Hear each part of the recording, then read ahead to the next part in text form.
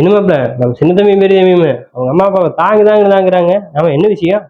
அதுவாப்பலாம் பெரிய தம்பிக்கு அவங்க அம்மா அப்பா நெருங்கின சொந்தத்திலேயே பார்த்து கல்யாணம் பண்ணி வச்சுட்டாங்க. கொஞ்ச நாள் கழிச்சு சின்ன தம்பி லவ் மேரேஜ் பண்ணிட்டு கூட்டிட்டு வந்துட்டான்.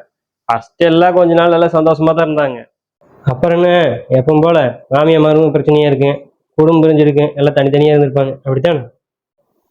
ஆமாம்பாளா, சின்ன தம்பி பெரிய தம்பியோட அம்மா அப்பா அம்மா என்ன பண்ணாங்க, கிடக்கிற 16 ஏக்கர்ல ஆளுக்கு 6 ஏக்கர் எழுதி கொடுத்து போட்டு இவங்க பேர் 4 ஏக்கர் வச்சுக்கிட்டு சரி கடைசி காலத்துக்கு நம்மளுக்கு கஞ்சி ஊற்றுவாங்கன்னு சொல்லி போட்டு பார்த்துருக்குறாங்க. 2 பேர்த்தையும் தனித்தனியாக விட்டுட்டாங்க. அவங்களும் தனித்தனியாக காடை பிரித்து போனதுக்கு அப்புறம் பெரியவங்களும் நல்லா கவனிக்கவே இல்லை. சரின்ட்டு அப்புறம் என்ன பண்ணுறதுன்னு பார்த்து போட்டு இவங்களும் அப்படியே விட்டுட்டாங்க. அப்படியே காலம் போயிட்டு இருக்குது.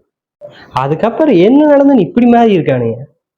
அதுக்கப்புறம் தான் மாப்பிள டைமே மாறிச்சு. பெரியவங்க வச்சிருந்தாங்கல்ல அந்த 4 ஏக்கரு, 4 ஏக்கர்ல பைபாஸ் வருதாம்மா. அவங்களும் சரி நீ என்ன பண்ணுறேன்னு சொல்லி போட்டு கொடுக்கணும்னு சொல்லி கொடுத்துட்டாங்க. அது கவர்மெண்ட் ஏக்கருக்கு 1 கோடி ரூபா பணம் கொடுத்துருக்குது. 4 கோடி ஆகுது. அதனாலதான் சின்ன தம்பி பெரிய தம்பி அவங்க கொண்டாட்டிகள்லாம் வந்து இந்த தாங்கு தாங்குறாங்க, தெரியுமா?